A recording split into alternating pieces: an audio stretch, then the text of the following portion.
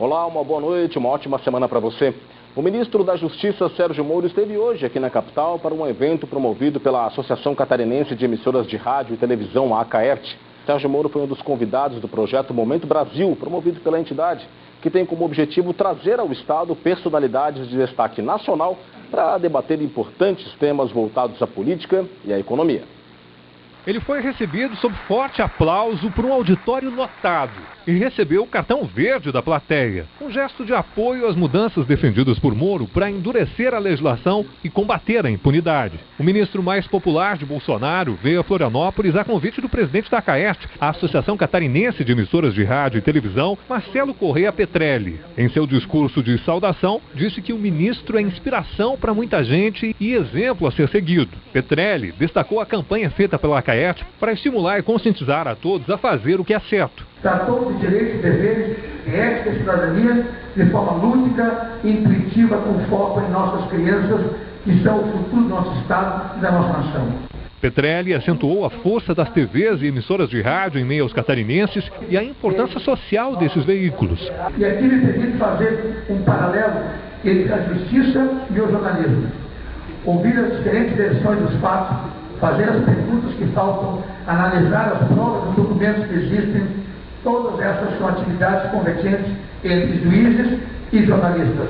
O presidente do Tribunal de Justiça, desembargador Rodrigo Colasso, encorajou Moro a seguir lutando contra a impunidade e disse que este é um trabalho fundamental para o Brasil se tornar um país melhor. Foi a partir da Operação Lava Jato, a partir do trabalho do ministro Moro, que nós conseguimos visualizar talvez a grande anomalia da formação da sociedade brasileira, que se deu especialmente por uma relação promíscua entre capital e Estado e que levou a um quadro quase generalizado de corrupção. Moro apresentou suas principais ações nesses 9 meses como ministro e disse que o maior desafio que enfrenta no Congresso é a resistência à mudança. Acho que a força mais poderosa do universo, que é a inércia. E mudar é difícil. E mudar, muitas vezes contrariando interesses poderosos, é extremamente dificultoso. O ministro Moro também anunciou que até 2022 o governo quer ter colhido o perfil genético de todos os presos. Esta amostra é muito mais eficiente que apenas ter a digital deles. Segundo Moro, a lei é de 2012, mas vinha sendo ignorada. Com o avanço da coleta desse perfil genético, crimes que não eram identificados vêm a ser paulatinamente resolvidos. Com certeza isso vai ajudar a elucidar crimes. Santa Catarina já é uma referência na área de mapeamento de perfil genético e é exatamente essa uma das agendas dele, conhecer o trabalho de Santa Catarina nessa área. Mas para combater a impunidade de vez, é preciso a ajuda do Congresso e estabilidade jurídica. Esta é uma semana decisiva para a Lava Jato no STF. O Supremo Tribunal Federal retoma na quarta o julgamento que pode anular sentenças dadas pelo então juiz Sérgio Moro. Na quinta, o Planalto lança a campanha anticrime. O governo quer conscientizar a população da importância das mudanças defendidas por Moro e pressionar os deputados a votarem a favor do pacote. A Câmara dos Deputados, sem dúvida nenhuma, vai votar a matéria, vai até aperfeiçoá-la para o bem da segurança pública, para o bem da ação que o governo precisa desenvolver em relação à criminalidade no país. Moro terminou sua fala pedindo apoio ao pacote anticrime e reforçando que seguirá fazendo sua parte. Não vamos desistir desse propósito específico. O propósito da ACAERT é trazer, no momento de pessoas que estão construindo o novo Brasil, para entender o pensamento, a forma e as ações, para que a gente possa propagar pelos veículos de comunicação da mídia regional e que haja o entendimento da sociedade, o estado de espírito e o engajamento no sentido de Estado, né? E nós, com certeza, estamos muito otimistas e ficamos impressionados, muito felizes pelo ministro Moro ter aceito o convite. Ele dá o exemplo de que uma pessoa realmente pode fazer a diferença e que hoje nós, como cidadãos, sabemos e temos como desejo e como obrigação fazer o papel da ética e do cidadão no nosso entorno, seja familiar, no todo o contexto. Então, com certeza, o Brasil vai mudar muito pelo exemplo de Sérgio Moro. Paulo Alceu já está aqui comigo. Tudo bem, Paulo? Boa noite para você. Tudo bem, boa noite, Rodrigo. Boa noite a você que nos acompanha no RIC Notícias. Paulo, além da participação no evento, que a gente acabou de ver na reportagem, o ministro também concedeu uma entrevista exclusiva para a Acaerte e você conduziu essa conversa. Como é que foi bater esse papo com o ministro? Foi ótimo, Rodrigo. É uma pessoa muito simpática, uma pessoa dada, tranquila, com todo esse peso que ele carrega. Foi perfeita a entrevista.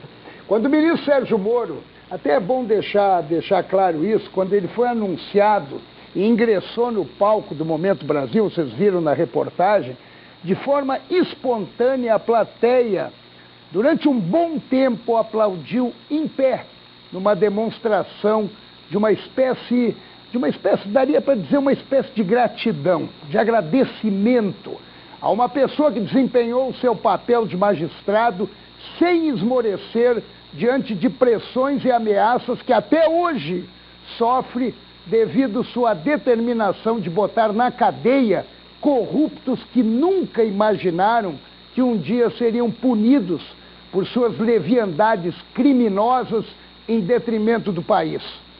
Como eu falei agora para o Rodrigo, simpático e atencioso, ele destacou até que a filha dele é catarinense, nasceu aqui. Desempenhou atividades de juiz federal durante um bom período em Joinville, no norte do estado. Mas durante a entrevista que fiz com ele, estive diante de uma pessoa solícita e tranquila, apesar de sempre reconhecer as agruras de um cargo que lida diretamente com criminosos de várias espécies, que ele demonstrou que tem uma missão importante, sempre olhando para frente. Então vamos fazer o seguinte, vamos à entrevista. Ministro, em algum momento, de repente, o senhor sentiu vontade de ser juiz novamente? Não, veja, eu aceitei um compromisso, um desafio, eu sabia que o trabalho não ia ser fácil, ia ser difícil, mas eu estava como juiz da Operação Lava Jato há praticamente 5 anos. Mesmo antes tive casos envolvendo crime organizado, quadrilhas, tráfico de drogas, PCC, Comando Vermelho, fui juiz corregedor de presídio federal. É uma continuidade de um trabalho de uma maneira um pouco diferente. Ministro, desfaz esse meu sentimento. Eu estou com o sentimento que estão querendo desconstruir a Lava Jato, tanto no Congresso como no STF.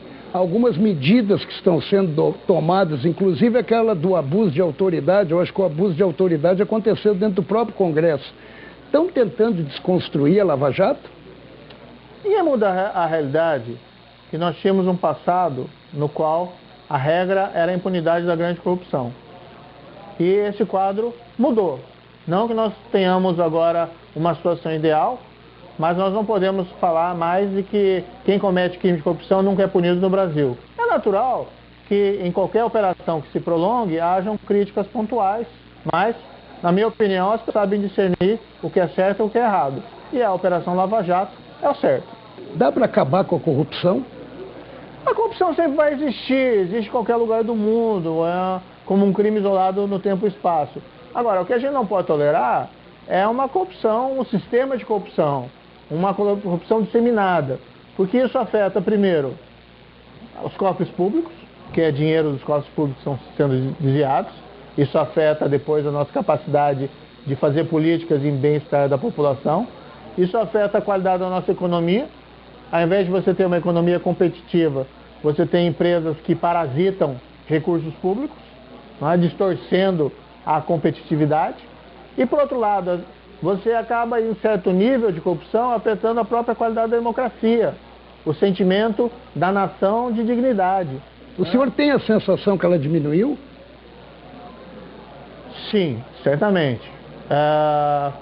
Por ações que foram feitas nos últimos anos, como disse, nós mudamos o quadro da impunidade da grande corrupção, que era quase completo. Hoje nós temos várias pessoas que se envolveram nesse crime cumprindo pena. E o pacote anticrime, o senhor está apostando nele ou de repente no Congresso ele vai ser esfacelado? Nossa arma com o Congresso é o diálogo. Então nós buscamos convencer os parlamentares, com muito diálogo e respeito, do acerto das nossas proposições. Isso faz parte da democracia. Agora, tudo é uma construção coletiva. Não, o governo não pode impor uma solução. O governo tem que convencer o Congresso e nós temos trabalhado para isso. O que desanima o senhor? O trabalho na vida pública é sempre um trabalho que encontra muitas vezes óbices, dificuldades. Não acho que existe algo que desanima propriamente dito, né? Nós temos que entender essas dificuldades e temos que agir para superá-las. E, de repente, uma sintonia com urna eletrônica pode acontecer? Não, de forma nenhuma. Isso eu já falei 1 milhão de vezes. Até falo brincando que vão falar no futuro que eu ia concorrer, mas desisti da minha candidatura. Na verdade, não tem candidatura nenhuma, não tem essa pretensão. A pretensão é fazer um bom trabalho como ministro da Justiça e Segurança Pública com esse objetivo, consolidar os avanços contra a corrupção, avançar contra o crime organizado, contra a criminalidade violenta e ter a satisfação no final desse mandato do presidente Jair Bolsonaro de olhar para trás, olha, foi um trabalho bem feito. E daí partir para novos desafios, preferivelmente com longas férias em algum lugar.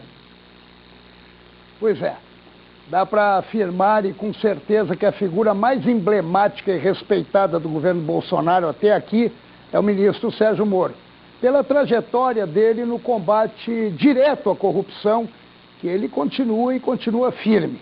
Apesar do esforço de segmentos podres da política, que tentam diariamente desacreditá-lo, e falando em política, embora desempenhe um cargo de carga política, Moro deixou claro, vocês viram aí na entrevista, que está distante de qualquer tipo de sintonia com as urnas. Eu até brinquei com ele depois que a gente fez a entrevista, eu disse, olha, foi a única resposta sua que eu não acreditei. Agora deu para ver na entrevista que fiz com ele, deu para ver que ele não demonstra uma postura de quem busca atrair apoios e, consequentemente, votos. Isso é bem visível. Está mais para servidor do país do que o país a seu serviço, o que lamentavelmente se tornou muito comum. É um diferencial que atrai simpatias de todas as idades e classes sociais e tem uma meta para enfrentar de frente para o crime em todas as suas latitudes, enquanto a vida segue.